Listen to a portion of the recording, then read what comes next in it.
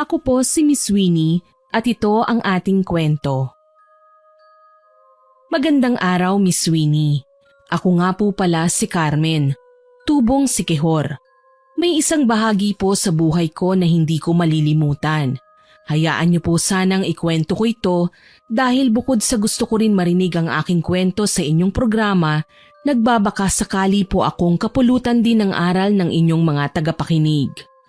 Noong ako ay nasa edad na 35, nalaman kong kaya ko palang lumaban sa mga nilalang na kinatatakutan ng marami. Hindi ko ito ginusto, pero kailangan kong gawin. Sa lugar po namin hindi lang tao ang naninirahan.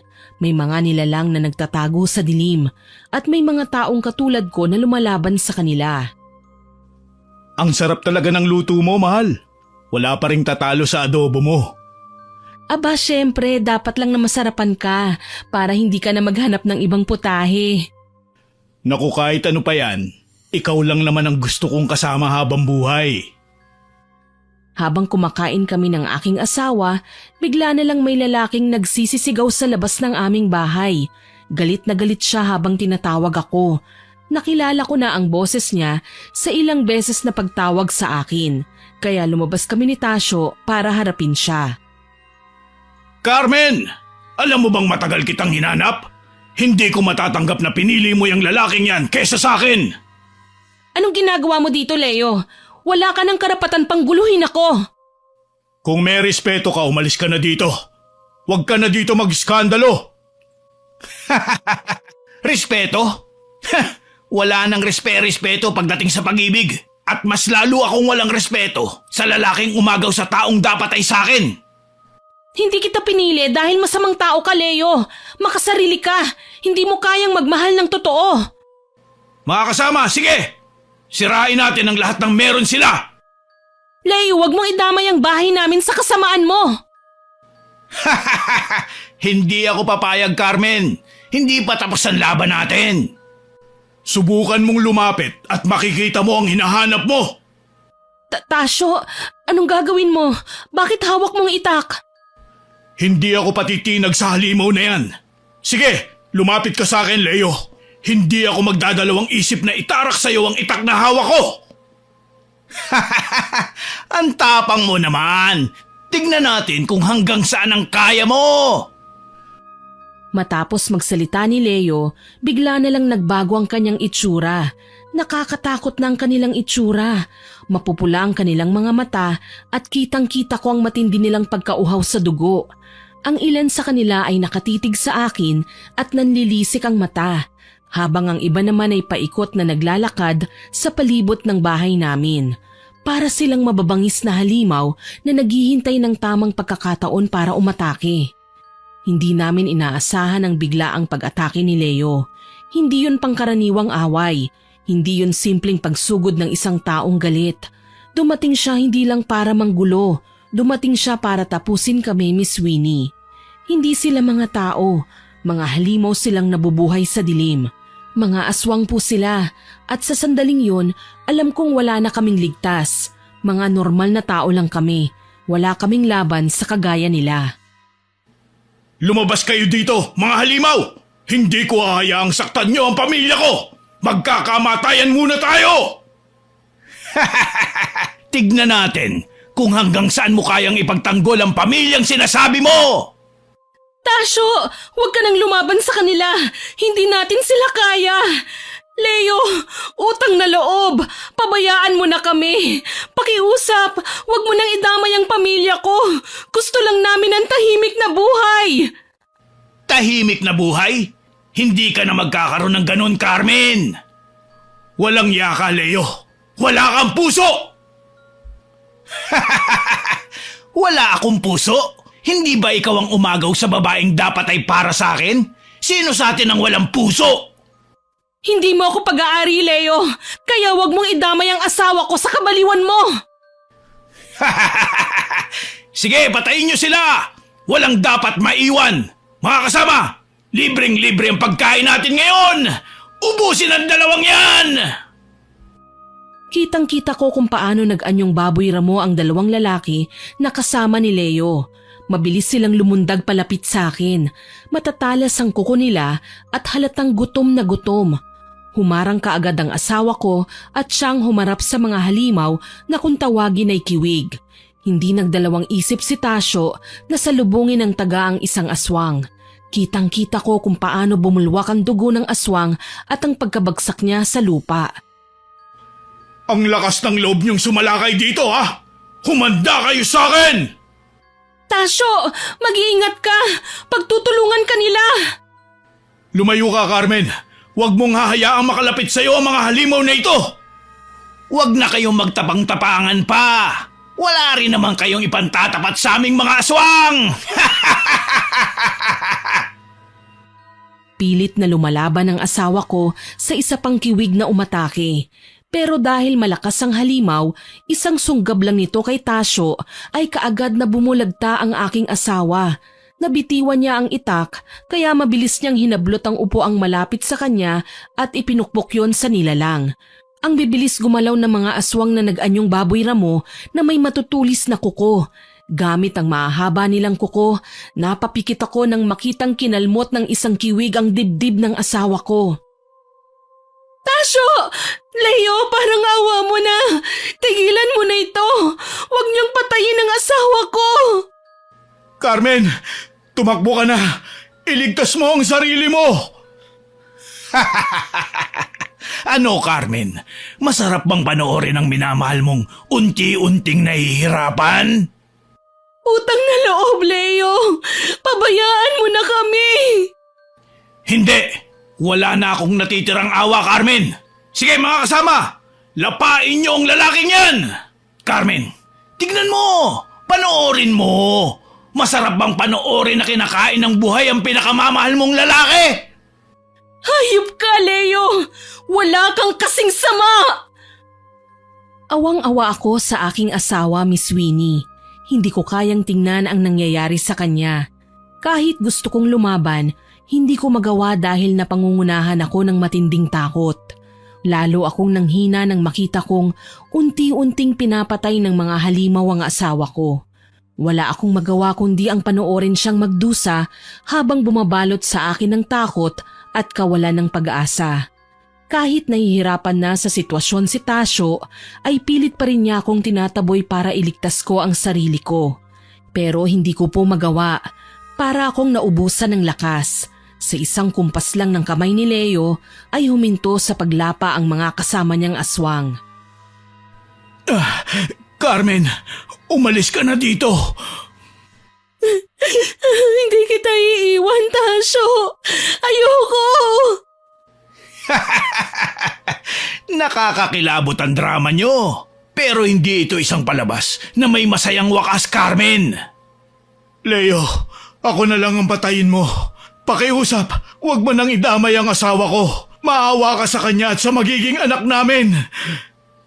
At sino ka para sundin ko? Gagawin ko ang lahat ng aking gusto at walang makakapigil sa akin. Wala kang awa! Hayop ka! Narinig mo ang sinabi ko? Halimaw ka! Hindi ka tao! Kahit patayin mo pa si Tasyo, kailanman hindi ako magiging sayo! Nakita kong humakbang si Leo papalapit kay Tasyo. Bago pa man makaiwas ang aking asawa, hinawakan na siya ni Leo sa leeg at itinaas gamit ang isang kamay. Nagpumiglas si Tasyo. Pilit siyang lumalaban, pero lalo lang humigpit ang pagkakasakal ni Leo sa kanya.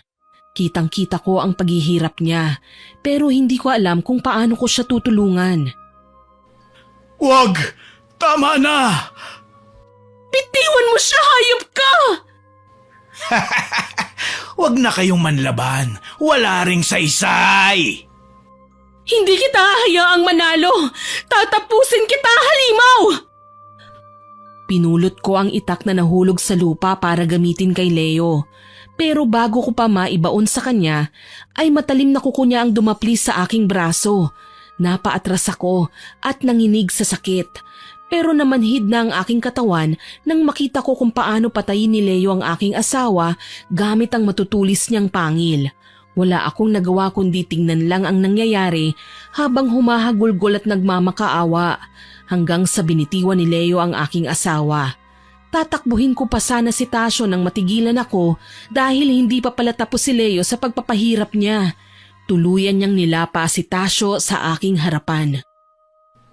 Hindi! Tasyo! Walang iya ka! Wala ka nang magagawa pa, Carmen! Hayop ka! Wala kang awa! Ang asawa ko! Pinatay mo ang asawa ko! Pagbabayaran mo ito! Masakit ba? Ngayon nararamdaman mo na kung gaano kasakit mawala ng mahal. Ganyan ang ginawa mo sa akin nang piliin mo siya. Tandaan mo, Leo, mabilis lang ang karma. Sisingilin ka ng Diyos sa ginawa mo. Hindi ako natatakot sa Diyos mo. Leo, papatayin kita. Talaga ba, Carmen? Pero paano kung may mas mahalaga akong kunin sa'yo bago mo pa magawa yan? Kitang-kita ko ang matalim na tingin sa akin ni Leo. Nangilabot ako sa takot nang bumaba ang kanyang tingin sa aking tiyan. Nang malaman kong ang aking anak naman ang punterya niya, sinubukan kong tumakbo para makatakas.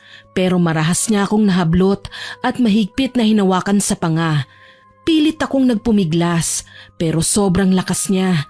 Diring-diri ako nang sumayad sa aking muka ang mainit-init at maladkit niyang dila. Mahaba yun at matulis, may katigasan ng bandang dulo, parang patalim na nakakahiwa. Anong ginagawa mo? Bitiwan mo ako! Kukunin ko ang hindi mo dapat ipinagdamot sa akin. Anong ibig mong sabihin? Pakiusap, tigilan mo na ito! Lahat ng alaala mo sa lalaking yun, aalisin ko! Huwag ang anak ko! Pakiusap, huwag mo siyang idamay! Kung hindi ka rin naman mapupunta sa akin, papatayin na lang kita! Naramdaman ko ang paglapat ng kamay niya sa aking tiyan. Maya-maya ay naramdaman ko na ang matulis niyang kuko na unti-unting bumabaon sa aking balat. Pilit akong kumakawala sa pagkakahawak niya pero masyado siyang malakas hanggang sa sinubukan kong sipain siya.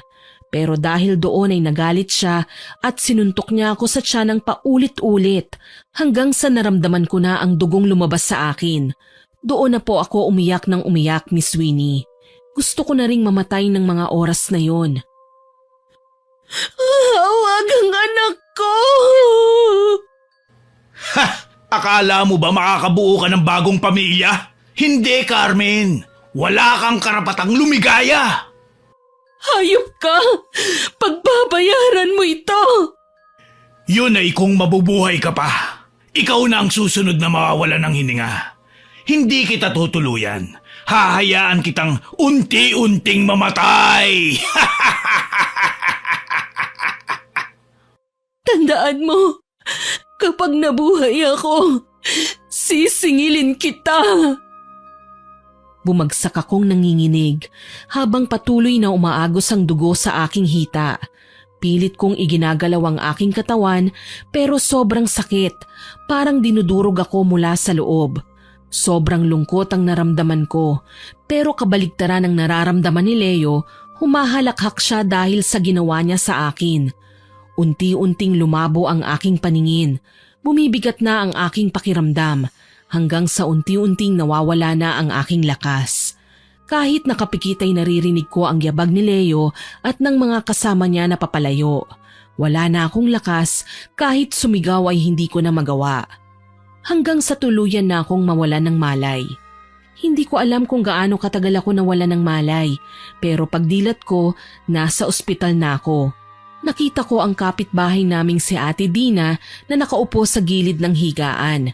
Ngumiti siya nang makitang gising na ako. Kinumusta niya ako pero wala akong lakas na sumagot. Kaagad kong tinanong kung ano ang lagay ng baby ko sa aking tiyan, pero lungkot na mukha niya ang sumagot sa akin. Alam ko naman po na hindi mabubuhay ang anak ko dahil sa ginawa ni Leo. Pero maasa pa rin ako na baka sakaling nailigtas siya. Umiyak na lang ako nang malamang hindi na isalba ang aking anak. Tanong ni Ate Dina kung ano ang nangyari at kung sino ang gumawa sa amin ng ganong bagay. Hindi po ako makasagot, Miss Winnie. Hindi ko kasi alam kung maniniwala ba siya o kung may maniniwala ba sa akin kung sasabihin ko na sinalakay kami ng aswang. Pero dahil sa pamimilit ni Ate Dina na alamin ng totoo, sinabi ko po sa kanya ang lahat ng nangyari. Nang mga panahong yun ay talagang may mga aswang na nambibiktima ng buntis sa aming baryo. Liblib po ang baryo namin, halos gubat din dahil sa mga naglalakihang puno. Hindi pa ganoong karami ang tao sa aming lugar kaya siguro kami laging pinupuntirya ng mga aswang. Nang tanungin ko si Ate Dina kung nasaan ang aking asawa, sinabi niyang wala raw akong kasama nang matagpuan sa bahay namin. Sobra akong nanghina nang malamang wala ang bangkay ni Tasyo. Kaya naisip ko na baka tinangay din ng mga aswang na yun at ginawang hapunan. Dahil sa awa niya sa akin, hindi niya ako pinauwi sa aming bahay paglabas ng ospital. Sinabi niyang delikado at baka balikan ako ulit ng mga halimaw. May pinakiusapan siyang kaibigan para patuloyin ako sa kanila. Malayo ang lugar na yon sa aming lugar. Lumayo po ako sa lugar na yon nang makabawi na ako ng lakas. Kung saan-saan ako napadpad, namasukan bilang katulong, labandera, hanggang sa mga karinderya. Nang makaipon ako ng pera, umalis ako sa tinutuluyan ko at umupa ng maliit na bahay. Nagtinda ako ng kakanin, lutong ulam at mga merienda. Naglako ako para kumita ng pera at para na rin makibalita kung nasaan lupalop si Leo. Isang gabi, habang naglalakad ako pauwi galing sa palengke, may isang matandang babae ang biglang tumawag sa akin. Nakatayo siya sa gilid ng kalsada, may hawak na tungkod at nakatitig sa akin na parang matagal na niya akong kilala. "Matagal na kitang hinihintay, Iha." "Po? Sino po kayo? Bakit niyo naman po ako hinihintay?" "Ako si Soledad at alam kong may hinanakit kang hindi mawala-wala hanggat hindi mo na ilalabas." "Paano niyo po nalaman?" "Sinasabi ng iyong mga mata. Hindi mo makakalimutan ng sakit, Carmen, pero may magagawa ka." "Hindi ko alam kung anong gagawin ko. Tama po kayo. Gusto kong ilabas ang galit at gantihan ng halimaw na sumira sa amin." "Kung gusto mong lumaban, kailangan mong matutunan ang aral ng barang. Desidido ka bang maghiganti sa mga nanakit sa inyo?" "Barang? Makakatulong ba yan para makaganti ako sa kanya?" "Oo, ito lang ang tangi mong makakapitan. Ito rin ang makakatalo sa kanya. Basta buo ang iyong loob at puno ka ng dedikasyon, magtatagumpay ka." "Kung ganun, mukhang kayo nga po ang hinahanap ko. Paano niyo po ba ako matuturuan ng barang na sinasabi niyo?" "Sumama ka sa akin. Tuturuan kita. Nakikita kong matyaga ka naman. Madali kang matututo. Nakikita ko sa iyo na kapag nagawa mo na ang matagal mo nang hinihiling, magiging maliwanag na ang iyong bukas. Hindi ka makakausad hanggat hindi mo natatapos ang bagay na nagpapaantala para umusad ang buhay mo." "Tama po kayo. Kahit matagal nang nangyari ang lahat, ang buhay ko huminto na roon. Hindi talaga ako matahimik. Sa bawat pagtulog ko, bumabalik sa akin ang lahat. Gustong-gusto kong maghiganti para sa aking mag-ama. Hindi ko lang alam kung paano. Wala namang nakakaintindi sa akin. Wala na akong ibang malalapitan." "Pinagtagpo tayo ng tadhana, Iha. Ako ang ipinadala sa'yo para matapos na ang iyong paghihirap. Halika na, sumama ka na sa akin." "Opo, turuan niyo akong mambarang." Sa loob ng ilang buwan, tinuruan ako ni Aling Soledad ng pambabarang. Hindi siya isang ordinaryong mambabarang. Isa siyang babaeng may kakayahang gumamit ng itim na mahika at talagang napakalakas po ng kapangyarihan niyang yon. Sa tuwing tinuturuan niya ako, nagtatayuan ang mga balahibo ko sa katawan dahil sa kilabot. Tinuruan niya ako kung paano gamitin ang mga insekto bilang sandata, kung paano magbibigay ng sakit sa mga taong dapat pagbayaran ang kanilang ginawa. Tinuruan niya akong magtimpi, mag-ipon ng galit at gamitin ito sa tamang oras, hanggang sa dumating ang panahon na kaya ko nang maghiganti. Sa unang pagkakataon, gumawa ako ng sumpa para kay Leo. Sabi ni Aling Soledad, hindi kailangang malapit sa biktima basta may personal na gamit lang na hawak ay pwede nang barangin. Naalala ko ang damit na binigay sa akin ni Ate Dina. Inakala niyang kay Tasyo yun, pero naiwan yun ni Leo sa aming bahay. Itinago ko yun dahil sa matindi kong galit sa kanya. Pero sa kabila ng nalalaman ko sa pambabarang, nabigo pa rin ako. Namatay ang insektong ginamit ko. Habang nag-iisip, biglang bumukas ang pinto. Nakita kong pumasok si Aling Soledad. Napatingin siya sa akin at kaagad na umupo sa aking tabi. Hindi basta-basta matitinag ang isang katulad niya, Carmen. Po? Bakit po? Dahil meron din siyang itim na kapangyarihan. Ang katawan niya ay protektado ng itim na orasyon o salamangka. Ano na po ang gagawin ko? Pakiusap, tulungan niyo po ako. Narito ang itim na binhi. Kunin mo. Ano po ito? Ano po ang gagawin ko rito? Ito ang magpapaigting ng sumpa mo. Hindi mo kayang patayin si Leo gamit ang barang ng basta-basta lang, pero kaya mong itulak ang pagkaswang niya sa sukdulan.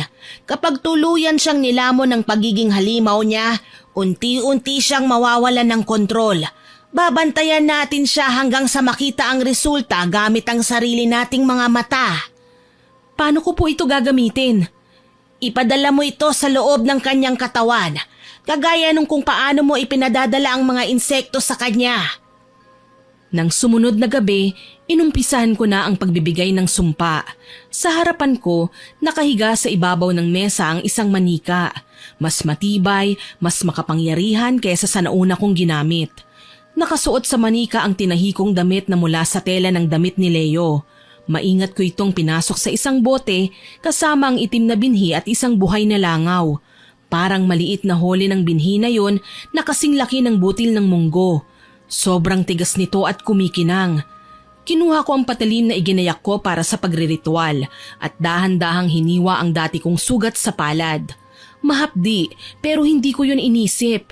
Ipinatak ko ang dugo sa loob ng bote, dumikit ito sa manika at sa langaw na nasa loob. Pagkatapos kong takpan ng bote, nag-usal na ako ng mga orasyon. Ito ang magiging daan para maramdaman ni Leo ang sumpang aking gagawin para sa kanya. Ilang araw matapos kong isagawa ang ritual, palihim naming pinuntahan si Leo. Hindi ko alam kung paanong nalaman ni Aling Soledad kung saan nakatira si Leo. Kapag tinatanong ko siya ay hindi naman sumasagot. May mga pagkakataong natatakot ako sa kahiwagaan ng matandang babae. Pero dahil tinutulungan niya akong maghigante, hindi ako umaalis sa kanyang tabi. Nasa di kalayuan kami, nagtatago sa isang punong kahoy na napapalibutan ng makakapal na damo. Matyaga naming minatyagan si Leo. Habang naglalakad siya sa loob ng kanyang bakuran, bigla siyang natigilan. Nakita ko kung paano siya napahawak sa kanyang sikmura base sa nakita kong itsura ng kanyang muka, parang may kung ano siyang naramdaman. Napangiti ako.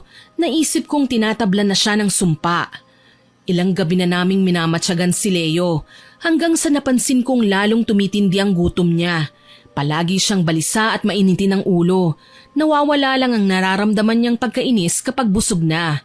Marami siyang inaatake na alagang hayop ng mga tao para lang mabusog. Ilang linggo pa ang nakalipas, nakita kong nagsisimula ng magbago ang kanyang itsura.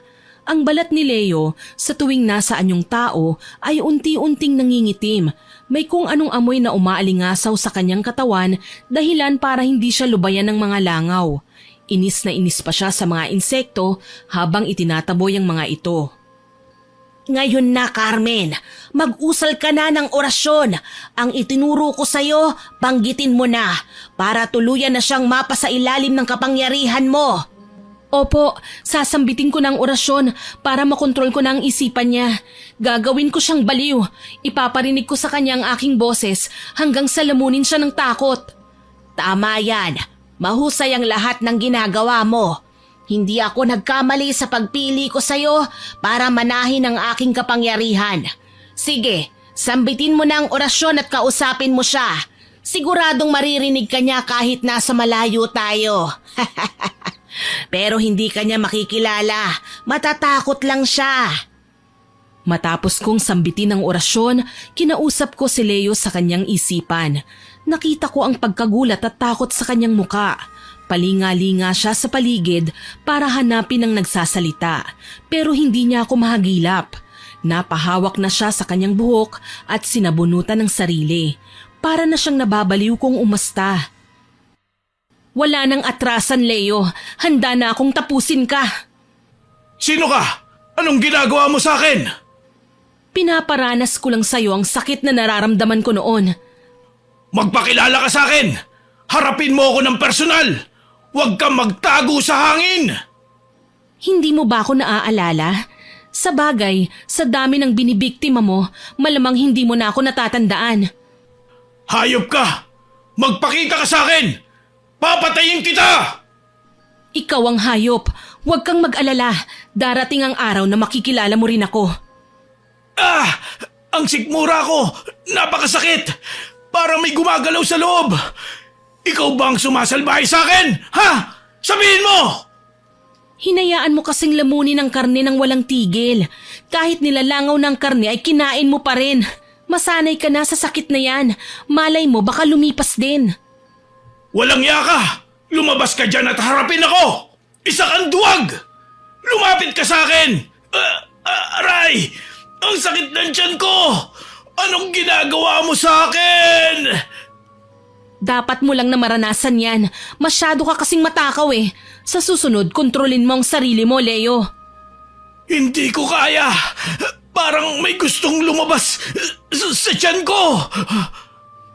Hayaan mong lumabas. Huwag mong pigilan. Gusto kong makita. Gusto kong makita ang kahihinatnan niya. Nakita kong napahawak si Leo sa kanyang tiyan at namimilipit. Kita ko sa mukha niya ang sakit at takot. Maya-maya ay bigla siyang napayuko at saka sumuka. Pero hindi lang basta kinain ang inilabas niya. Mula sa bibig niya ay lumabas ang maliit na insektong may pakpak. Nainis pa si Leo dahil pagkalabas ng mga insekto ay lumipad-lipad pa yon paikot sa kanya. Nasaksihan ko kung paanong dinumog ng mga insektong yon si Leo. Nagtatakbo siya habang sumisigaw at hindi malaman kung saan pupunta. Nang huminto na siya sa pagtakbo, nabaling naman ang aking atensyon kay Aling Soledad. Tumawa siya dahil sa katuwaan. May nakikita siyang hindi ko makita. Ano po yun? Bakit sobrang saya niyo po? May mga insekto na ayaw iwan ng lalaking yan. Nanatili lang ito sa balikat niya. Gagapang ito paakyat sa leeg niya at papasok sa kanyang tenga. Ho? Masyado naman pong malinaw ang mata niyo. Nakikita niyo pa yun? Tsaka paano po nangyari yun? Wala naman akong ginawang ganun. Ako kasi ang naglagay nun kasi gusto kong makita paano siya naghihirap. Ito naman ang gusto mo, hindi ba, Carmen? Hindi na ako umimik sa tanong niya. Totoong gusto ko nga siyang pahirapan. Napatingin ulit ako kay Leo. Nakita kong bahagya siyang napaatras. May pilit siyang tinatanggal sa leeg niya.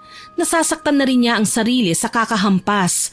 Hanggang sa mapatigil siya sa ginagawa at sumigaw ng malakas.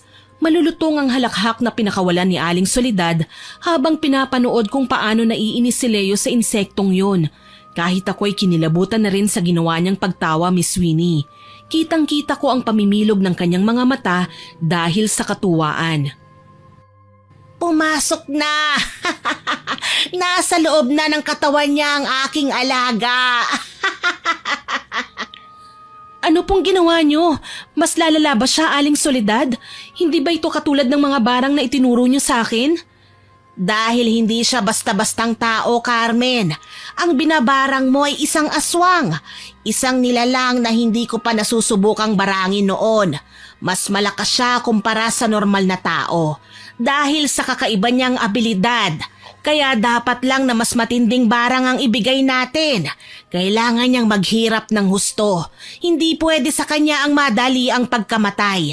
Dapat sa kanya ay unti-unting maghirap. Hindi ba't dapat lang yun sa kanya? Pinatay niya ang asawa at anak mo. Nakalimutan mo na ba kung paano niya sila pinatay? Hindi ko makakalimutan ang gabing yun. Yun ang bangungot na kahit gising ako ay nararanasan ko pa rin. Bumabalik ang lahat lalo na sa tuwing nakikita ko ang hayop na aswang na yan.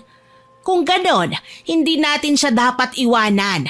Dapat natin siyang bantayan para makita natin kung ano ang nangyayari sa kanya. Kung makakalingat tayo, baka hindi natin makita ang mga paghihirap niya bago siya malagutan ng hininga. Gusto kong makita yon, Carmen. Gusto kong makita kung paano mamatay sa barang ang isang aswang. Kung ganun po, dapat subaybayan natin siya palagi, kahit saan siya magpunta.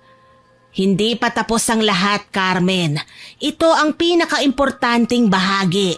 Ang panoorin kung paano siya babagsak. Nasasabik ka na bang makita yon? Ang totoo po, kinakabahan ako, tsaka may konting takot din akong nararamdaman. Takot? Huwag kang matakot, Carmen. Isipin mo ang mga sakit na idinulot niya sa'yo. Balikan mo ang dahilan kung bakit ka naghihiganti. Hindi ka dapat makaramdam ng konsensya. Ngayong nakikita mo na ang resulta ng ginawa mo sa kanya. Dahan-dahang pahihirapan si Leo ng insektong pumasok sa loob ng kanyang katawan. Unti-unti siyang kakainin ng mga ito sa loob hanggang sa wala nang matira sa kanya kundi kalansay. Sa bawat araw na lumilipas, lalo lang naging halimaw si Leo. Lalo siyang nagugutom, lalo niyang hindi maintindihan ang sarili. At kaming dalawa ni Aling Soledad, mas lalo pang naiintriga kung paano siya matatapos. Akala ko noon, Miss Winnie, ang pambabarang ay simpleng paghihiganti lang. Pahihirapan lang ang biktima hanggang sa tuluyang mamatay. Pero kay Leo, hindi ganon ang nangyari. Hindi siya basta namatay. Para siyang bangkay na ayaw mabulok pero unti-unting kinakain ng sumpa ang pagkatao niya. Noong una, gutom lang ang nararamdaman niya. Hindi niya lang ito makontrol. Kailangan niya lang kumain ng kahit sino o kahit ano. Dahil sa kasusubaybay namin sa kanya, nakita ko kung paano siya napilitang kumain ng bangkay para lang maibsan ng gutom. Hindi pa doon natatapos ang lahat. Meron nang lumalabas sa katawan niya. Nagkaroon na siya ng sugat sa binti dahil sa walang tigil niyang pagkamot. Ang sugat niyang yun, doon lumalabas ang mga insekto. Malalaki, maitim, meron ding may pakpak. Hindi lang basta lumalabas ang mga ito, para silang may sariling pag-iisip. Kinakain din ang mga insektong yon ang bangkay na iniiwan ni Leo kapag busog na siya.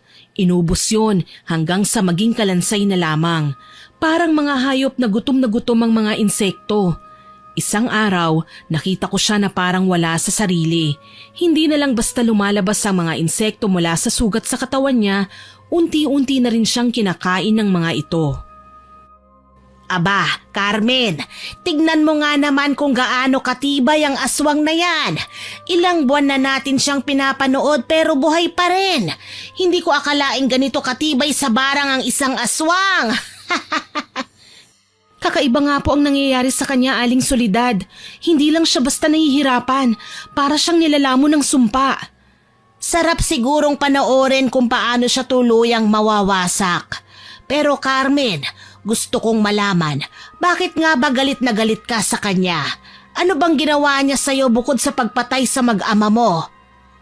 Dahil siya po ang dahilan kung bakit nawala ang lahat sa akin. Oh, talaga? Meron ka pa palang hindi na ikukwento sa akin. Noong una, normal pang mag-isip si Leo. Matagal na po siyang may gusto sa akin. Niligawan niya ako noon pero hindi ko siya sineryoso. Ang totoo, hindi ko talaga siya gusto pero makulit siya. Alam ko sobrang gusto niya ako. Hanggang sa dumating ang asawa ko. Dahil bumubuo na kami ng sarili naming pamilya, iniwasan ko na siya. Natatakot na rin po kasi siya dahil nagseselos na siya at gusto niya akong angkinin. Pero isang araw, nalaman ko ang sikreto ng pamilya niya. At ano naman yon? Nalaman ko pong aswang po sila. Ah, ganun pala. Dahil sa galit at selos, tinanggap niya ang itim na bato na iniwan ng namatay niyang lola. Dahil doon, hindi ko na po siya kinausap at tuluyan ko na siyang nilayuan. Natakot po ako at ayoko ng koneksyon sa kanila. Ah, iba talaga ang nagagawa ng pag-ibig. Hindi niya matanggap na iniwan ko siya para sa iba. At nang malaman niyang magkakapamilya na ako at hindi na niya ako makukuha, lalo siyang nagalit. Hindi niya ako maagaw at hindi rin basta mapatay dahil lagi kaming nagtatago ng asawa ko. Kaya ang pamilya ko ang pinuntirya niya. Sinamantala niya ang pagkakataon ng maaksidente ang tricycle na sinasakyan ng magulang at kapatid ko. Kaya niya nagawang lapain sila at palabasin na aksidente ang nangyari. Sinira po niya ang buhay ko, Aling Soledad. Inubos niya sa paglapa ang pamilya ko. Ngayon ko naiintindihan ang lahat, Carmen. Kaya pala ganito ang galit mo. Hindi lang simpleng paghihiganti ito. Ninakaw niya ang pamilya mo. Kaya pala kahit ngayon ka palang nambarang ay kaya mong panoorin ang mga nangyayari sa kanya dahil sa matinding galit na itinanim niya sa puso mo. Opo, at gusto kong makita kung paano siya unti-unting mawawasak tulad ng ginawa niya sa akin. At unti-unti na ngang nangyayari yon. Palala ng palala ang sinasapit niya. Hindi niya magawang pigilan ang sarili niyang kumain kahit ayaw na niya. At ang mas masahol pa, isinusuka naman niya pagkatapos kainin. Kung ganito na siya ngayon, paano pa sa mga susunod na araw? Hindi magtatagal, mauubos ang lakas niya.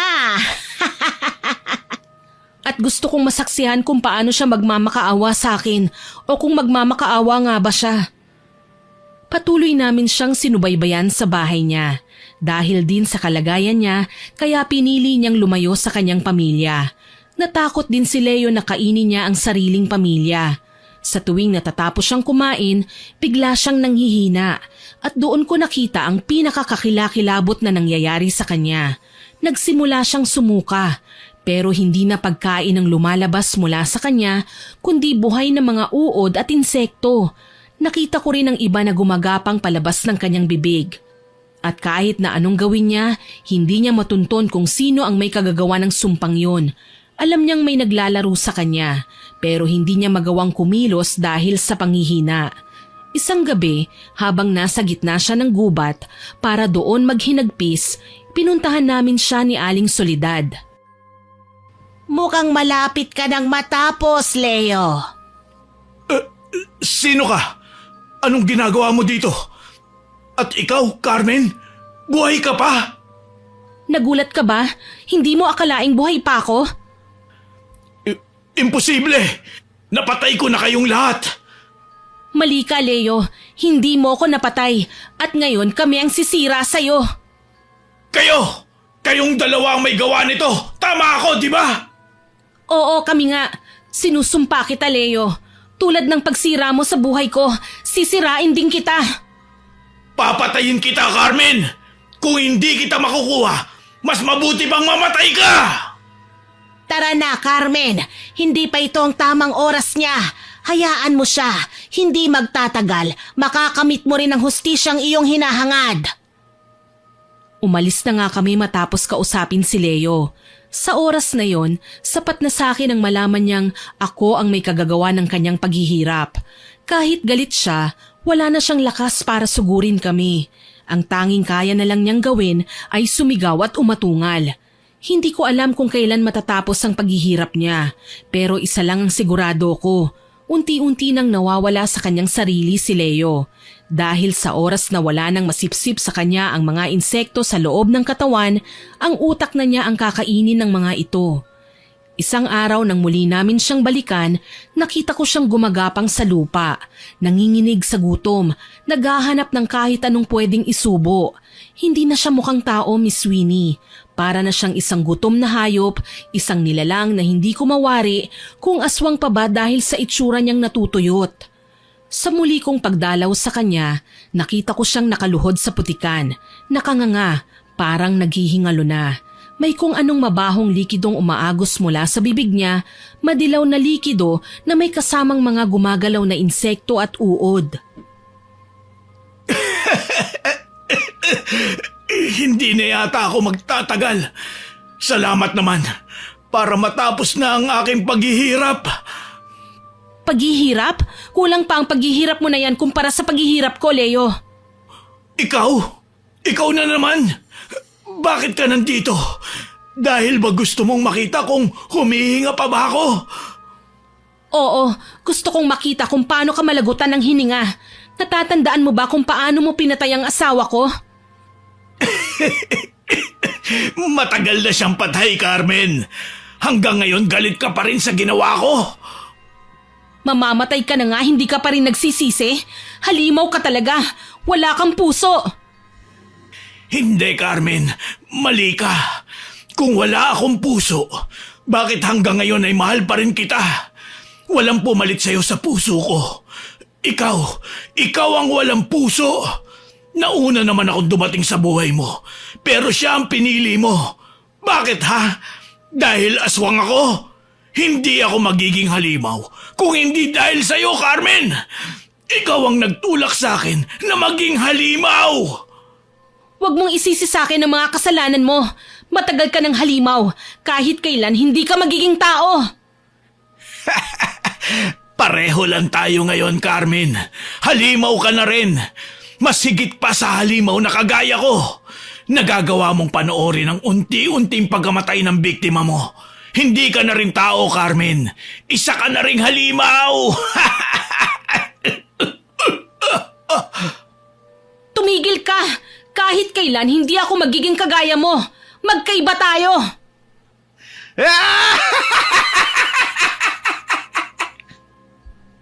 Sa huling sandali, nakatingala siya sa langit. Patuloy na siyang tumatawa habang lumuluha. Ang kanyang katawan ay nanginginig. Bumubula ang kanyang bibig. Ang mga mata niya ay puro puti na lang ang aking nakikita. Hanggang sa bigla siyang huminto. Isang malalim na hinga ang narinig ko. At pagkatapos, katahimikan na ang aking nasaksihan. Leo, anong nangyari? Wala ka na ba? Patay ka na ba? Sumagot ka! Kausapin mo ako! Nandito ka lang pala. Mukhang hindi ka na makatiis na makita ang kanyang kinahinatnan ha. Aling Soledad, buhay pa ba siya? Tama na, Carmen. Wala na siya. Nagtagumpay ka sa paghihiganti mo. Pero gumagalaw pa siya. Gumagalaw ang katawan niya dahil sa mga insekto na gumagapang palabas. Mula sa kanyang bibig, tignan mo ang unti-unting paglabas ng malalaki, maiitim na mga insekto. Hayun, tignan mo ang isang yun. Ha, lumilipad-lipad pa. May lumalabas ding mga insekto sa tenga niya, tsaka sa ilong ay meron na rin. Oo, ganun talaga. Alam ng mga insekto na wala ng buhay ang tinitirhan nila, kaya kusa na silang aalis. Hindi nananatili ng matagal ang mga insekto sa katawan na wala ng buhay. Maliban na lang sa mga uod. Ang uod ay sadyang nilikha para kumain ng bangkay. Sa loob lang ng ilang minuto, nakita namin kung paano nagmistulang pagkain si Leo sa mga insekto. Sinimot nila ang bawat laman, kinain ang bawat litid, sinipsip ang bawat natitirang dugo sa katawan niya. Rinig namin ang pagdudurog ng laman, isang nakakakilabot na pangyayari na pinapanood namin. At pagkatapos ng lahat, wala nang natira kundi isang kalansay. Simot, walang bakas na minsan siyang naging tao. Tapos na, Carmen. Nagtagumpay tayo na mapanagot ang taong pumatay sa iyong pamilya. Tapos na nga po, patay na ang taong sumira sa aking buhay. Masaya ka na ba? Hindi ko po alam, Aling Soledad. Hindi ko na po alam kung anong ibig sabihin ng kaligayahan. Matapos ang pangyayaring yun, hindi ako mapakali. Kahit tapos na ang lahat, kahit nakuha ko na ang hustisya para sa aking pamilya, may kung anong bigat pa rin ang bumabagabag sa aking dibdib. At ang pinaka nakakagulo sa aking isipan, hindi ko matanggal sa aking alaala ang huling imahe ni Leo, ang paraan ng kanyang pagkamatay, ang paglabas ng mga insekto sa kanyang katawan. Noong gabing yon, hindi ako nakakain. Kahit anong pilit ko parang bumabalik sa aking isipan ang itsura ng bulok na laman, ang mga uod at insekto na kinakain ng bangkay ni Leo. Kinabukasan, habang nakaupo ako sa harapan ng isang mangkok ng mainit na ulam, hindi ko mapigilan ang aking sarili. Hindi ko kayang kumain. Naaalala ko pa rin ang nangyari kay Leo. Ano na naman? May problema pa ba? Hindi ko po kayang kumain ng karne. Parang bumabalik lahat sa isip ko. Huwag mong hayaan kontrolin ka ng alaala, Carmen. Wala na si Leo. Wala na ang halimaw. Pero parang hindi pa rin po ako panatag. Tapos na ang paghihiganti mo. Wala nang Leo. Wala nang dahilan para manatili ka rito. Ano na ang balak mong gawin sa buhay mo? Siguro ay kailangan mong umalis para makausad na ang buhay mo. Hindi ko po alam. Parang buong buhay ko, ang iniisip ko lang ay ang paghihiganti. Ngayong tapos na, parang hindi ko alam kung saan ako pupunta. Kung ganon, bumalik ka sa lugar kung saan ka nagsimula. Subukan mong mamuhay muli. Paano kung hindi ko na alam kung paano mabuhay? Mukhang wala na po akong dahilan para mabuhay pa. Matututunan mo rin. Mahahanap mo rin ang bago mong pag-asa. Matapang kang babae. Hindi ka basta manghihina na lang. Basta tandaan mo, hindi sa paghihiganti natatapos ang buhay. Magpatuloy ka at kalimutan ang lahat ng masasakit na nangyari. Tahimik akong napaisip sa sinabi ni Aling Soledad. Noon ang tanging nasa isip ko ay ang paghihiganti, ang pagbagsak ni Leo. Pero ngayon tapos na ang lahat, ngayon ko lang naisip, wala na akong ibang plano. Napatanong ako sa aking sarili, ano na nga ba ang susunod kong gagawin? Sa unang pagkakataon, naramdaman kong para akong isang naliligaw, walang direksyon ng buhay. Hindi ako patay, pero hindi ko rin alam kung paano muling mabuhay. Wala na akong nakikitang dahilan. Aling Soledad, may isang bagay pa po pala akong gustong itanong. Ano yon? Bakit niyo po ako tinutulungan? Hindi niyo naman ako kaano-ano. Dahil naaalala kita sa anak ko. Anak niyo? Matagal na siyang patay. Pinatay siya ng mga aswang, katulad ng pumatay sa pamilya mo. Kaya pala alam niyo kung paano sila pumatay. Matagal ko nang gustong gumanti, pero sa pagtanda ko, naisip ko hindi ko na kaya. At saka dumating ka, ikaw ang naging paraan ko para maipaghiganti ko siya. Hindi ko po alam yun. Pasensya na kung naungkat ko pa. Hindi ko rin naman sinabi. Pero ngayon, tapos na ang laban natin. Ang tanong, ano na ang gagawin mo sa buhay mo, Carmen? Umusad ka, Carmen. Alam kong mahirap. Ganon din naman ako noon, pero nagawa kong bumangon. Napabuntong hininga ko matapos kong marinig ang sinabi niya. Nang oras na yon, alam ko na ang dahilan ni Aling Soledad kung bakit niya ako tinulungan. Lalo akong napalapit sa kanya. Pareho kaming biktima, parehong nawala ang mahal namin sa buhay. Pero kung si Aling Soledad ay natanggap na ang katotohanan, bakit ako hindi ko magawa? Napatanong pa ako sa aking sarili, kaya ko rin bang bumitiw sa lungkot? Pero noon hindi ko pa alam ang sagot. Ilang buwan ang lumipas, unti-unti akong bumangon mula sa madilim na bahagi ng aking buhay. Hindi naging madali, pero natutunan kong gamitin ang aking kaalaman hindi para sa paghihiganti, kundi para tumulong sa iba. Opo, Miss Sweeney, naging manggagamot po ako. Doon ko nalaman na pwede palang maging manggagamot ang isang mambabarang. Ang ginagamot ko po ay mga taong binabarang. Kinukontra ko po ang barang na ginagawa ng kagaya ko. Sa paglipas ng panahon, hindi ko inaasahan na muling may papasok sa buhay ko. Nakilala ko po si Ramon, isa siyang albularyo. Sa kanya ko unang naramdaman na kahit puno ng sugat ang aking nakaraan, may isang taong hindi ako huhusgahan. Ramdam kong naiintindihan niya ako at sa tuwing kasama ko siya, pakiramdam ko ay hindi ako nag-iisa. Isang araw, habang nakaupo kami sa ilalim ng puno ng mangga, habang hawak ang isang maliit na bote ng langis na ginagamit ni Ramon sa panggagamot, bigla siyang nagsalita. Carmen, may naisip ka na ba kung ano ang gusto mong gawin ngayon? Hindi pa rin ako sigurado, pero isa lang ang alam ko. Hindi ko kayang umalis sa lugar na ito eh. Hindi ko kayang pabayaan ang mga taong humihingi ng tulong. Nakasanayan ko na rin kasi, kaya mahirap iwanan. Bakit ka naman biglang nagtanong ng ganyan? Mukhang pareho tayo ng iniisip. Anong ibig mong sabihin? Katulad mo rin ako, hindi ko kayang iwanan ang aking nakasanayan. Tsaka ako bilang isang manggagamot, ikaw bilang isang taong may kaalaman sa barang. Sa tingin mo, hindi ba't maganda ang kombinasyon natin? Anong ibig mong sabihin, Ramon? Na baka naman ito na ang panahon para makalimutan mo ang mapait na nangyari sa'yo. Lalo na't nakamit mo na ang hustisya. Baka panahon na para landasin mo naman ang bagong buhay. Pwedeng pakilinaw? Ang daming pasakali eh. Ang buhay ay hindi lang tungkol sa sakit at paghihigante, Carmen. Lahat tayo ay may sugat. Pero nasa atin na kung paano natin gagamitin ang mga aral na natutunan natin. Naging matalinhaga naman. Ano ba talaga ang gusto mong tumbukin? Ang puso mo. Natigilan ako nang diretsahan niyang sabihin yun. Pareho kaming nag-iwasan ng tingin. Naramdaman ko rin na bahagyang napahiya. Hindi ko naman gustong ipahiya siya, pero hindi ko lang alam kung paano siya sasagutin. Maya-maya ay muli siyang nagsalita.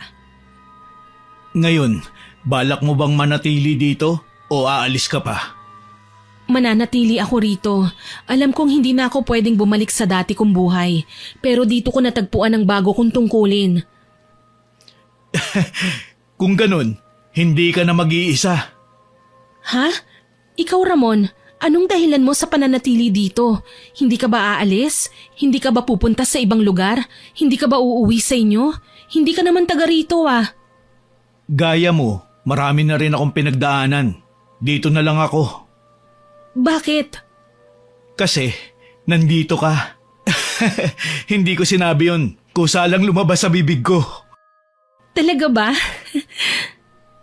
Mahal kita, Carmen. Pwede ba akong maging bahagi ng buhay mo? Ha? Mambabarang ako. Noon. Ngayon, hindi na. Sa katanggap kita kahit ano ka pa. Hindi ka naman masamang tao. Kung ganun, sige, magsisimula tayo ngayon. Talaga? Payag ka na? Oo, magkasama tayong tutulong sa kapwa natin sa abot ng ating makakaya. Tayo na, umuwi na tayo. Baka hinahanap na tayo ni Aling Soledad. Dahil kay Ramon, natagpuan ko na ang dahilan upang magpatuloy. Minsan nakakaramdam pa rin ako ng lungkot, lalo na kapag naaalala ko ang nakaraan, pero dahil kay Ramon, napapawi ang lahat ng lungkot. Nagpaalam kami kay Aling Soledad na pupunta sa probinsya ni Ramon para ipakilala ako sa kanyang pamilya. Pero tumagal kami roon. 2 taon ang lumipas, nagkaroon kami ng isang anak. Pinangalanan naming Elias, isang malusog at masayahing bata. Lalong naging makulay ang buhay ko, Miss Winnie. Mahirap ang buhay sa lugar nila. Malayo po kasi sa bayan. Walang transportasyon. Kaya naisipan naming bumalik sa lugar ko kasi kahit papaano, maayos-ayos po ang buhay doon. Tuwang-tuwa si Aling Soledad nang makita kaming pamilya. Itinuring ko na rin siyang ina kaya sa kanya pa rin ako bumabalik. Pagkalapit ko sa kanya ay agad akong yumakap. Ipinakilala namin ang anak naming si Elias. Tuwang-tuwa sa bata. Kahit matanda na siya ay kinarga niya kagad ang anak ko. Aling Soledad, kamusta naman kayo rito? Nako, wala namang bago rito. Tara na sa loob at nang makapagkape muna kayo. Mahaba-haba rin ang naging biyahe nyo. Ang laki na ng pinagbago mo at may pasalubong ka pang apo sa akin. Pinasaya mo ko. Mabuti at bumalik ka. Akala ko'y tuluyan mo na akong kinalimutan eh. Naku, hindi po ah. Kung hindi dahil sa inyo, wala po ako ngayon. Kayo po ang nagturo sa akin kung paano lumaban sa buhay, kung paano bumangon. Nang dahil sa inyo, nagawa kong makalabas mula sa galit. Paano ko po malilimutan yun? Hindi, Carmen. Ikaw ang bumangon sa sarili mong paraan. Ako ay isang gabay lamang. Natutuwa ako dahil maayos ng iyong kalagayan. Aling Soledad, pasensya na po kung bigla-bigla po kaming umuwi. Nako, masaya nga akong nandito na kayo eh. Pwede ho ba kaming makitira uli dito sa inyo? Abay, bakit naman tinatanong pa yan? Palaging bukas ang pintuan ng bahay na ito para sa inyo. Dumito kayo hanggang kailan nyo gusto. Marami pong salamat. Ay, oo nga pala. Bago ko malimutan, may mahalaga akong sasabihin sa inyo. Ano po yun? Carmen, ang mga kaanak ni Leo ay hinahanap ka. Gusto ka nilang gantihan dahil sa pagkamatay ni Leo. Nang marinig ko ang mga sinabi ni Aling Soledad, para akong binuhusan ng malamig na tubig. Agad akong napatingin sa aking anak at ang trauma ng nakaraan ay bumalik sa akin. Naramdaman ko ang paghawak ni Ramon sa aking balikat. Hindi mo kailangan mangamba, Carmen. Nandito ako. Asawa mo ko. Kaya naman ang laban mo ay laban ko rin. Poprotektahan kita. Huwag kayong mag-alala. Tutulong ako sa inyo. Ang apo kong ito, bibigyan ko siya ng proteksyon para hindi madamay sa masamang balak nila. Natatakot ako. Ayoko nang maulit ang mga nangyari noon. Hindi ako papayag. Umalis na lang kaya tayo dito. Kahit saan ka pumunta, mahahanap ka nila, Carmen. Mabuti nga at bumalik kayo rito. Dahil nalaman kong ang ibang kamag-anak ni Leo ay nagpunta na doon sa probinsyang pinanggalingan nyo. Desidido silang gumanti. Ano nang gagawin ko? Ano man ang mangyari, hindi ako papayag na mapahama kayo. Hindi ko hahayaan na manalo ang masasama. Lalaban ako para sa aking pamilya. Alam kong hindi tayo pababayaan ng Diyos. Magtiwala tayo sa Kanya. Hindi niya hahayaan na manalo ang masama. Mabuti na lang pala at hindi ko iniwan ang mga gamit kong panlaban at pantaboy sa mga aswang. Hindi sapat ang mga gamit lang, Ramon. Kailangan nating ihanda ang ating sarili. Hindi pangkaraniwan ang ating makakalaban. Alam nilang marunong ng mambarang si Carmen. Alam na nilang namatay si Leo dahil sa barang. Paano po natin sila lalabanan? Lalo na ngayon na marami na sila dahil buong angkan na. Hindi ito ang unang beses kong humarap sa kanila. May mga nalalaman akong panlaban sa kanilang lahi.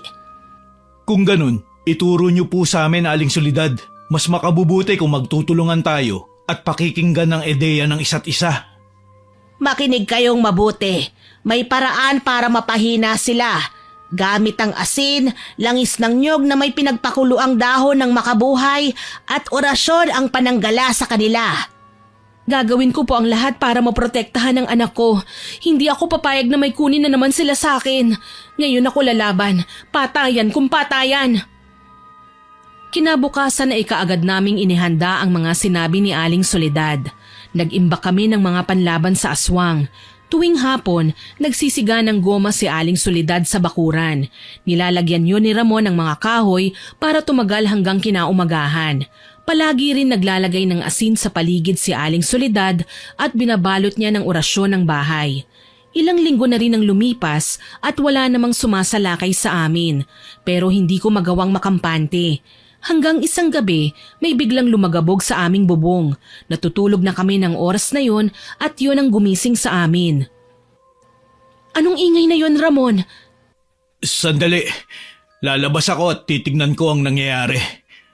Wag! Delikado! Sigurado akong mga aswang yan. Lumulusob na sila.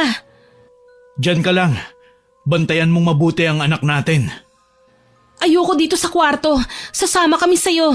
Diyan na lang kami sa sala. Aling Soledad, mukhang nagising ka rin po ah. Ano pong ginagawa niyo, Aling Soledad? Nag-oorasyon ako para maitaboy ang mga aswang. Ramon, anong ginagawa mo? Bakit mo binubuksan ang bintana? Titignan ko kung ano nangyayari sa labas. Mag-iingat ka. Baka mamaya ay nakaabang sila at bigla ka nalang hablutin. Shh! Marami sila. Mga aswang nakiwig. Mukhang nakapalibot sila sa bahay. Nagtaasan ang aking balahibo dahil sa kilabot ng marinig ang sinabi ni Ramon. Lalo kong hinigpitan ang pagkakayakap sa aking anak. Maya-maya ay naririnig na naming kinakalampag nila ang dingding. Binuhat na ni Aling Soledad ang mga timba na puno ng asin. Dinala niya ang mga ito sa sala malapit sa amin. Ibinaba ko si Elias sa upuan at kinuha ang mga galon na naglalaman ng mga dinikdik na bawang na inilagay sa tubig na may katas ng kalamansi. Si Ramon naman ay sukbit ang punyal niyang gawa sa pilak at mahigpit na hawak ang latigong mula sa buntot ng pagi. Galit na galit ang mga kiwig. Halos gusto nilang gibain ang pinto at bintana. Maya-maya ay nakita naming nasira na nila ang isang bintana. Napasigaw ako nang makita ang pagsilip ng kiwig. Kaagad na sinabuyan ng asin ni Aling Soledad ang aswang dahilan para umatras ito. Pagkatapos ay sinindihan niya ang mga kandilang itim na nakatulos na sa sahig. Meron din sa harapan ng mga pintuan at bintana. Naisip kong hindi natulog si Aling Soledad para igayak lang ang mga yon. Pagkasindi sa mga kandila ay umusal uli siya ng orasyon. Lalo akong kinilabutan nang sabay-sabay na umalulong ang mga aswang sa labas. Mula sa mga sirang bintana ay nakita kong tumayo ang mga halimaw pero hindi sila umatras sa pag-atake. Napatingin kami sa pintuan dahil binabangga na yun ng mga aswang. Pumwesto naman si Ramon doon at inihanda ang sarili para sa pagharap sa mga ito. Napasigaw ako nang makitang nabutas na ang pinto at lumusot ang mahahabang kamay ng aswang na may mahaba at matutulis na kuko. Hindi na ako nagdalawang isip. Dinampot ko ang bote ng langis na may dahon ng makabuhay at ibinuhos sa kamay ng nilalang na nagpupumilit na makapasok. Maging alerto kayo. Kung hindi natin sila matatalo, kailangan matakot natin sila para umatras sila ngayong gabi. Delikado. Hindi natin sila kakayanin.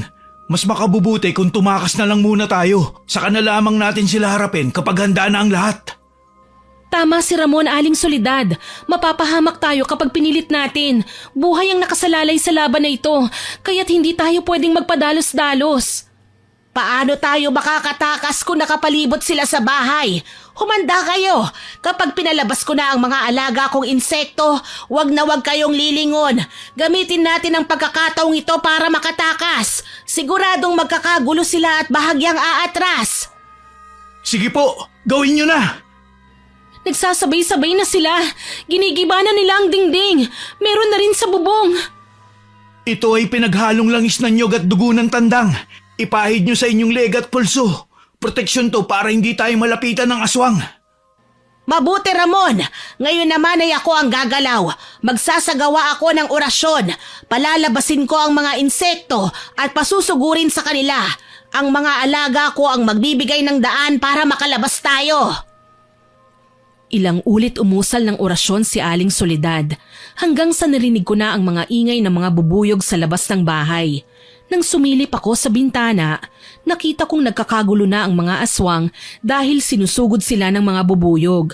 Umaatungal sila sa galit. Hindi na namin hinintay ang susunod na mga mangyayari. Sa hudyat ni Ramon ay agad kaming tumakbo palabas ng bahay. Halos hindi na ako makahinga sa kaba, pero alam kong hindi kami maaaring huminto. Balot na balot ng kumot ang anak ko dahil ayoko masaktan siya ng mga aswang kahit pa mahinang kalmot. Hindi tayo pwedeng huminto sa pagtakbo. Alam kong hindi magtatagal ay makakatakas din sila sa mga bubuyog. Ramon, saan tayo pupunta? Hindi tayo pwede basta nalang tumakbo ng walang direksyon. May alam akong ligtas na lugar, sa gubat, kung saan ako nagsasagawa ng ritual para palakasin ang aking kapangyarihan. Doon tayo magpunta, ligtas tayo ron. Sigurado po ba kayo? Oo, bilis na! Sige, bilisan natin. Sa kabila ng matinding takot at pangamba namin, hindi kami tumigil sa pagtakbo. Nagtatayuan ang balahibo ko dahil sa malamig na hangin na sumasalubong sa amin, papasok sa gubat. Isa lang ang dalang flashlight ni Ramon para tanglawan ang aming dinaraanan. Nakaramdam na rin ng takot ang anak ko, kaya habang binabagtas namin ang masukal na gubat ay nagsimula na siyang umiyak. Pilit ko siyang pinapatahan habang naglalakad. Nang marating namin ang madilim na parte ng kagubatan kung saan nagsasagawa ng ritual si Aling Soledad, bumungad sa paningin ko ang malaking marka na pabilog sa lupa na ginawa mula sa mga batong buhay. Pumasok tayo sa loob ng bilog. Malakas ang orasyon na nakapalibot dito. Hindi pa tayo ligtas kaya dapat na maging alisto tayo. Paanong matatakot ang mga aswang sa orasyon, Aling Soledad? Bukod sa orasyon, dala naman natin ang ginawa nating panlaban. May isang timba tayo ng asin, may ilang galon ng tubig na may bawang at kalamansi. Hindi sila makakapasok sa loob ng bilog na ito, kaya magagawa natin silang labanan mula dito. Pero hindi pa sapat ang determinasyon. Kailangan natin ng mga panlaban pa. Paano kapag naubos na mga yan? Tama si Ramon, hindi tayo maaaring umasa lang sa swerte. Kailangan nating kumapit sa dasal. Isa lang ang magliligtas sa atin sa mga oras na to. Dala ko ang lumang libro ng mga orasyon ng aming lahi, Carmen. Heto, gamitin mo. Ho? Bakit ako? Hindi ko na ito mababasa ng ganito kadilim sa lugar. Mas malinaw ang mga mata mo kesa sa akin. Gagabayan na lang kita. Akin na po, lalaban ako. Hindi ako papayag na matalo uli nila. Wala na silang makukuha sa akin. Hindi ako papayag na matalo ulit at hayaang balutin ng takot. Hindi na ngayon, lalo pat may dahilan na ako para lumaban. Kailangan nating ayusin ang lahat. Alam kong anumang oras kikilos na ang mga kalaban. Tama, gagawin ko rin ang lahat ng aking makakaya, lalo na't ako ang may atraso sa kanila.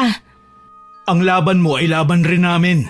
Huwag mong isipin na ikaw lang ang dapat na humarap sa kanila dahil nandito kami at handa para tumulong. Salamat sa inyo. Tumayo ako sa pinakasentro ng bilog. Nasa tabi ko si Elias at hindi ko hinayaang lumayo sa akin. Hawak ko ang libro na binigay sa akin ni Aling Soledad. Tinatanglawan ko ito ng liwanag ng flashlight para mabasa ko ang orasyon. Paulit-ulit kong isinaulo hanggang sa makuha ko na ang tamang pagbigkas. Maya-maya ay narinig na namin ang ingay na ginagawa ng mga kiwig sa gubat. Alam kong nagdadatingan na sila. Habang papalapit ay lumalakas ang ginagawa nilang kaluskos sa damuhan. May ilan ding umaatungal sa galit. Nanginginig na ang kamay ko sa takot pero pinalalakas ni Aling Soledad ang aking loob. Hanggang sa tumambad na sa aking paningin ang mga kiwig na isa-isang nagsusulputan mula sa damuhan. Pinalibutan nila kami. Pinilit nilang pumasok sa bilog pero para silang napapaso dahil sa orasyong proteksyon. May ibang pilit na sinisira ang proteksyong nakaharang at nagpupumilit na pumasok pero hinahagisan naman ni Aling Soledad ng asin. Habang si Ramon ay panay ang hagupit sa mga aswang gamit ang kanyang latigo. Nalilito na ako, hindi ko na alam ang gagawin. Lalo nang nakadagdag sa pagkataranta ko ang pag-iyak ng aking anak. Naramdaman ko ang mahigpit niyang pagkapit sa aking binti. Nagising ako sa pagkatulala nang sabihan ako ni Aling Soledad na simulan ko ng banggitin ang orasyon na sinaulo ko. Hindi ko talaga alam kung ano ang mangyayari sa oras na banggitin ko ang orasyon na yon, Miss Winnie. Pero dahil naubos na ang panlaban namin sa mga aswang, sinimulan ko ng gawin ang aking parte. Inusal ko ng paulit-ulit ang orasyon sa libro. Palakas ng palakas ang ginagawa kong pagbigkas hanggang sa naramdaman kong unti-unting umihip ang hangin. Sinimulan na rin ni Aling Soledad na sindihan ang mga kandilang itim na bitbit pa niya mula sa bahay. Bawat pagsindi niya ng mga ito ay isinasabay sa pagbigkas ko ng orasyon. Sumisiklab ang apoy sa kandila at hindi namamatay kahit hinahangin. Nangangatog na ako sa takot sa aking ginagawa. Sumabay pa ang mga sanga ng punong winawasiwas ng hangin. Maya-maya ay nakita ko na ang mga itim na langgam na gumagapang sa lupa. Hindi ko alam kung saan galing ang mga yon pero iisa lang ang kanilang pinatutunguhan. Inaatake nila ang mga aswang. Ilang sandali pa ay naririnig na rin ang ingay ng mga bubuyog. Sinalakay din ng mga ito ang mga kiwig. Kitang-kita ko kung paano nagsitago sa mga damo ang mga halimaw para lang makaiwas sa hayop na pinadala ko. Maya-maya ay may isang aswang na nagsalita. Galit na galit siya. Nagpakilala siyang Luisa at sinabing siya ang nakababatang kapatid ni Leo. Kita ko sa kanyang muka ang matinding galit. Nanlilisik ang mga mata niya habang nakatingin sa akin.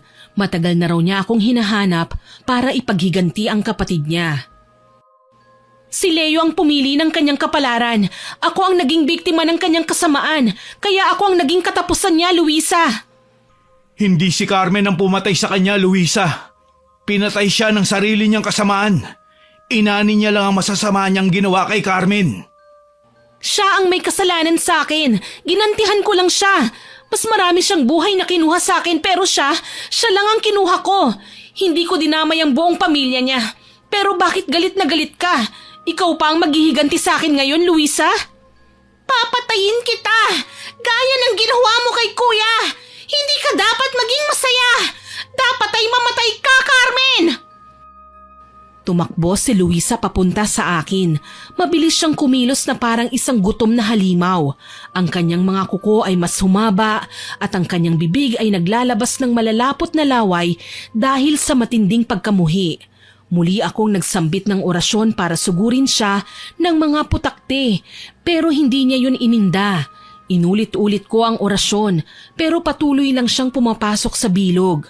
Panay naman ang hagupit ni Ramon sa kanya gamit ang latigo.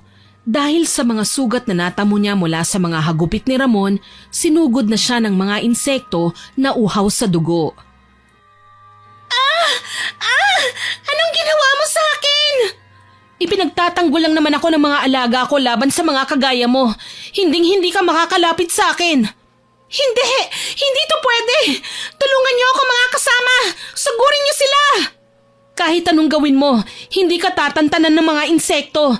Hindi ka rin babalikan ng mga kasama mo dahil abala sila sa pagtakas sa mga insektong humahabol sa kanila. Walang iya ka! Papatayin kita! Sige, gawin mo kung kaya mo. Kahit ano ang iyong sabihin, hindi ako matitinag sa'yo. Takbo, Luisa! Takbo! Dumarami na sila. Kailangan na natin maging mas maingat at alerto. Ihanda nyo ang inyong mga sarili. Lalo ka na, Carmen, dahil ikaw ang kanilang target. Huwag niyo akong alalahanin. Kaya ko ang aking sarili. Sige mga halimaw, lumapit kayo sa akin at harapin ang aking latigo. Hindi ako matatalo. Ipaghihiganti ko ang kuya ko. Tapos na ang kasamaan niyo. Tanggapin mo na ang iyong pagkatalo, Luisa. Tama na. Huwag ka nang lumaban pa. Hindi ko naman gusto ang pumatay. Pero kapag nagpatuloy ka pa, hindi ko na mapipigilan ng patayin ka. Inililigtas ko lang ang buhay namin. Tama na. Sumuko ka na lang, Luisa, at umuwi ka na. Huwag mo nang idamay ang sarili mo at yung mga kasama mo sa gulong ginawa ni Leo. Nang makita kong nangihina na ang mga aswang dahil sa mga insekto, itinigil ko na ang pag-uusal ng orasyon. Nakaramdam din ako ng awa para sa kanila. Puno ng sugat ang kanilang katawan. Nag-iwan ng mga maiitim na marka sa kanilang balat ang laso ng mga insekto. Angkan mo ang sumira sa buhay ko, Luisa. Pero hindi ako kagaya nyo. Wala kayong puso. Hindi ito magtatapos dito. Tama na. Tapos na ito dito. Dahil kung lulusob kayo ulit, mas mabagsik na mambabarang na ang kahaharapin nyo. Hindi. Pabalikan pa kita, Carmen. Hindi pa ako tapos sa'yo. Tandaan mo yan. Wala nang nagawa si Luisa kundi ang umatras. Tinignan naman namin silang naglalakad palayo. Alam nilang wala na silang laban sa amin, pero galit na galit pa rin sila. Tapos na sa wakas. Tapos na. Carmen, ligtas na tayo. Wala na sila. Magaling ang ginawa mo, Carmen. Matapang ka. Nagawa mo silang paatrasin. Pero isa kang mambabarang na may mabuting puso. Hindi mo siya pinatay. Hindi naman po ako mamamatay tao, Aling Soledad. Siguro naman ay matatakot na silang balikan tayo. Sabi niyo po, hindi natin sila kailangan patayin. Ang kailangan natin gawin ay takutin sila. Natakot na ba sila? Oo, natakot na sila ng husto.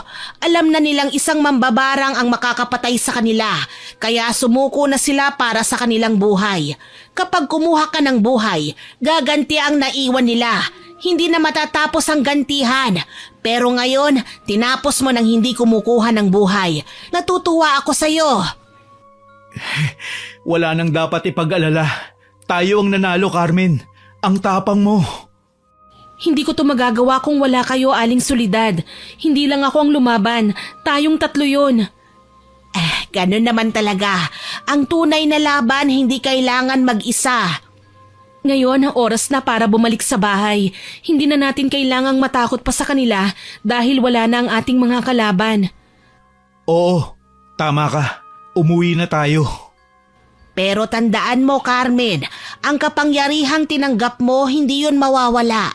Nasa iyo na ang lakas para ipagtanggol ang sarili mo at ang iyong pamilya. Gagamitin ko po ito sa kabutihan. Nasa sayo ang desisyon. Hindi na kita pakikialaman dyan. Ang pakiramdam ng tagumpay ay matamis, Miss Winnie. Pero higit sa lahat, ang kalayaan sa buhay ang tunay na gantimpala. Sa wakas, natagpuan ko na ang katahimikan na matagal kong hinahanap. Sa lahat ng pinagdaanan ko, sa sakit, galit at paghihiganti, akala ko noon ay wala nang patutunguhan ng buhay ko. Isang madilim na landas na puno ng dugo at pagdurusa. Pero hindi pala yun ang katapusan.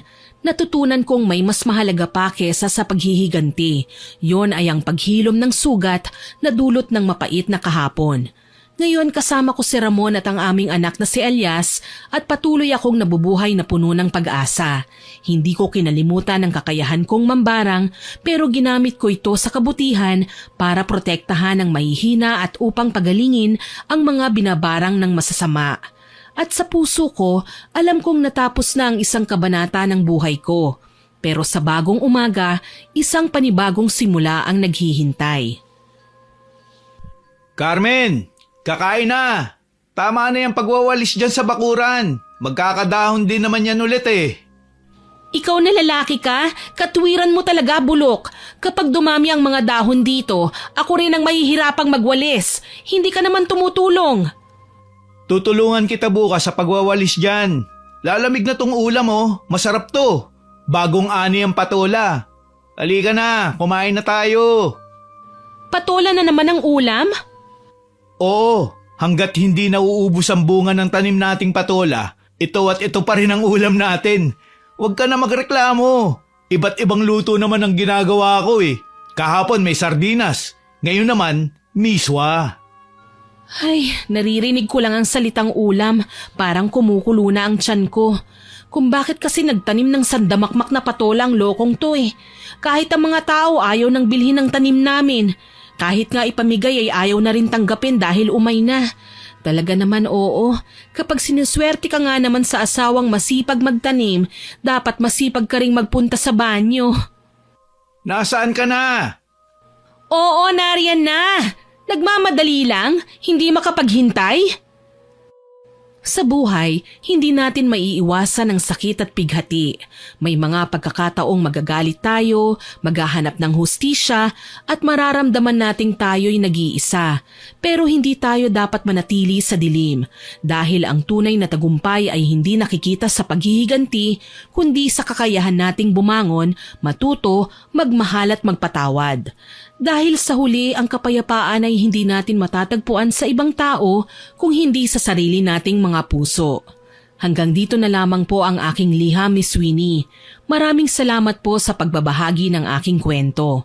Alam kong may ibang hindi maniniwala sa aking naging karanasan, pero ano naman, kanya-kanya tayo ng kwento sa buhay. Hindi natin kailangan mamilit na merong maniwala sa atin. Ang mahalaga, sa buhay natin, natuto tayo sa bawat pagkakamali at naimulat natin ang iba mula sa ating karanasan. Ako po ay 67 taong gulang na ngayon.